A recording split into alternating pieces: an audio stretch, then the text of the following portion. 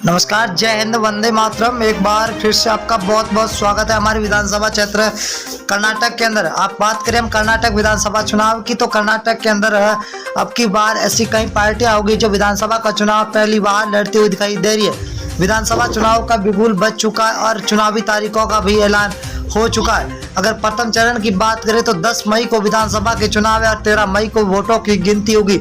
अब की बार देखा जाए तो चुनाव नजदीक में देखते हुए सभी पार्टियों ने अपने लुभावने वादे शुरू कर दिए। तो क्या कर्नाटक में अब की बार किसकी बनेगी सरकार, ये सबसे बड़ी अपडेट हम आपके बीच में लेकर हाजिर हो चुके हैं। अगर हम बात करें सी वोटर टीम नाउ फलूदी सट्टा बाजार की, तो आज का जो सबसे बड़ा ओपिनियन पोल जारी किया है, उस ओपिनियन पोल को देखते हुए सभी पार्टियों की हरकतें तेज हो चुकी है। अब कर्नाटक के अंदर किसकी बनेगी सरकार, वो सबसे बड़ी अहम बात देखने को मिल सकती है। अब की बार क्या जेडीएस कांग्रेस के साथ गठबंधन करेगा या फिर बनेगी बीजेपी की सरकार। आम आदमी पार्टी की बात करें तो आम आदमी पार्टी भी अब की बार मैदान के अंदर उतर गई है। अगर हम आम आदमी पार्टी ने यह भी दावा किया है कि 224 सीटों पर अपनी सरकार बनाकर फिर से पंजाब की तरह अपनी सरकार बनाई जाएगी, परंतु आपको ये भी बता दें कि जिस तरह से चुनावी माहौल को देखते हुए सभी पार्टियों ने अपने लुभावने वादे शुरू किए, तो उसी को देखते हुए मद्देनजर देखते हुए अब ये ओपिनियन पोल जारी हो चुका है। 224 सीटों का सबसे बड़ा ओपिनियन पोल जारी हुआ। एग्जिट पोल हर एक सीट के बारे में आपको बताएंगे कि कौन सी सीट किस पार्टी को मिलती हुई दिखाई दे रही है। 24 सीटों में से पहली सीट की अगर मैसूर जिला, जहां पर कुल 10 सीट है, 10 में से बीजेपी को 3, जेडीएस को 2, कांग्रेस को 7 सीट मिल रही है, तो अन्य को यहाँ पर 0 सीट पर मिलता हुआ दिखाई दे रहा है। अगर हम बांगलकोट की बात करें तो कुल 7 सीटें, जहाँ बीजेपी को 2, जेडीएस को 1, कांग्रेस को 3 और अन्य के खाते में 1 सीट जाती हुई दिखाई दे रही है। बेल्लारी की बात करें, बेल्लारी जिले के अंदर 9 सीट है, 9 में से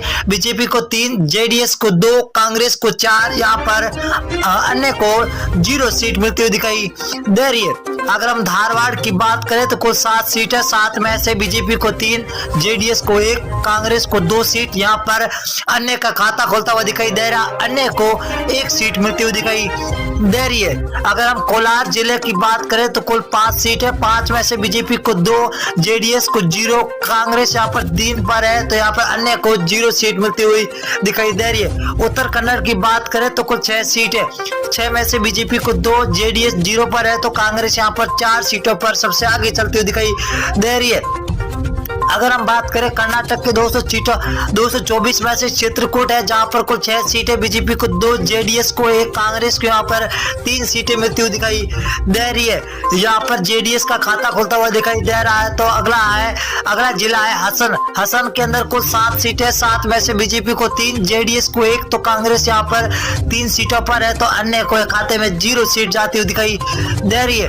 अगली विधानसभा है बीवीएम पश्चिमी दक्षिण, जहां पर कुल 8 सीटें हैं, 8 में से बीजेपी को 3, जेडीएस 0 पर है, तो कांग्रेस 4 सीट पर, अन्य को खाते में 1 सीट जाती हुई दिखाई दे रही है। बीवीएमपी मध्य, जहां पर कुल 8 सीटें, 8 में से बीजेपी को 2, जेडीएस को 1, कांग्रेस को 4 सीटें मिलती हुई दिखाई दे रही है। यहाँ पर बीजेपी और कांग्रेस बीच में सीधी टक्कर होती हुई दिखाई दे रही है। अगर हम रायपुर की बात करें तो कुल 7 सीटें, 7 में से बीजेपी को 1, जेडीएस को 1, यहाँ पर कांग्रेस को 5 सीटें मिलती हुई दिखाई दे रही है। कांग्रेस का पलड़ा भारी होता हुआ दिखाई दे रहा है। अगली जिले की बात करें बंगलोर हर्बन है, कुल 7 सीटें, 7 में से बीजेपी को 2, जेडीएस को 1, तो कांग्रेस के खाते में 4 सीटें जाती हुई दिखाई दे रही है, तो अन्य के खाते में 0। तुमकुर के अंदर 10 सीट है, 10 में से बीजेपी को 3, जेडीएस को 2, तो कांग्रेस यहाँ पर 6 सीटों के साथ सबसे आगे सरकार अब की बार बनती हुई दिखाई दे रही है।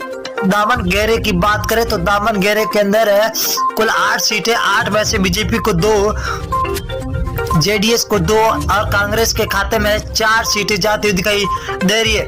अगर बेलगाम की बात करें तो 18 सीटें, ये बहुत ही बड़ी विधानसभा है, कुल 6 सीटें, 6 में 18 है, 18 बीजेपी को 6, जेडीएस को 2 और कांग्रेस को 9 सीट मिल रही है, तो अन्य के खाते में 0 जाती हुई दिखाई दे रही है। बीवीएमपी उत्तर, इसकी बात करें तो 8 सीटें, कुल 8 में से बीजेपी को 1, जेडीएस को 1, कांग्रेस के खाते में 4, तो अन्य के खाते में 2 सीटें जाती हुई दिखाई दे रही है। शिमोगा की बात करें तो कुल 7 सीटें, 7 में से बीजेपी को 2, जेडीएस जेडीएस 0 पर है। तो यहाँ पर कांग्रेस का 5 सीटों के साथ सबसे आगे चलना यहाँ पर बताया जा रहा है। अगली विधानसभा की बात करें तो बीजापुर जिला है, जहां पर कुल 8 सीटें है, बीजेपी को 4, जेडीएस को 1, कांग्रेस के खाते में 3 सीटें जा रही है तो अन्य को 0 सीट मिलती हुई दिखाई दे रही है।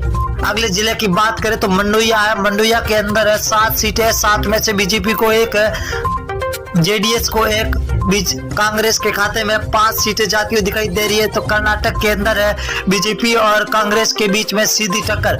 हावेरी की बात करें तो हावेरी जिले के अंदर कुल 6 सीटें, 6 में से बीजेपी को 1, जेडीएस को 1, तो कांग्रेस के खाते में 4 सीट जाती हुई दिखाई दे रही है। बिंदरी की बात करें तो बिंदरी के अंदर 6 सीटें, 6 में से बीजेपी को 1, जेडीएस 0 पर है तो कांग्रेस 5 सीटों के साथ सबसे आगे चलती हुई दिखाई दे रही है।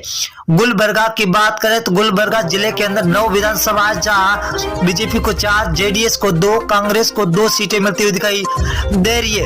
अगली विधानसभा की और बात करेंगे तो चिकमगलूर है, जहां पर कुल 5 सीटें, 5 में से बीजेपी को 3, जेडीएस को 1, तो कांग्रेस को 1 सीट मिलती हुई दिखाई दे रही है।